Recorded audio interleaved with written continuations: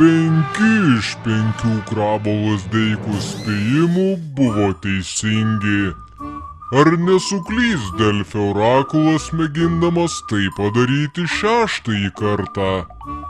Juk trečiadienį lietuvių laukia principinė kova su pasaulio čempionate Turkijoje nuskriausta Serbija. Kas įsirašys pergalę į savo sąskaitą ir priartės prie išsvajotojo ketvirtfinalio?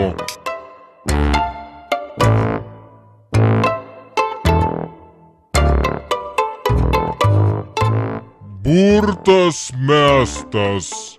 Lazdeika renkasi Lietuvą.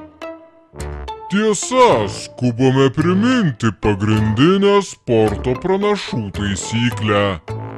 Klysta krepšininkai, pralaimi treneriai, o orakulai gali nebent atsiprašyti. Soriukas.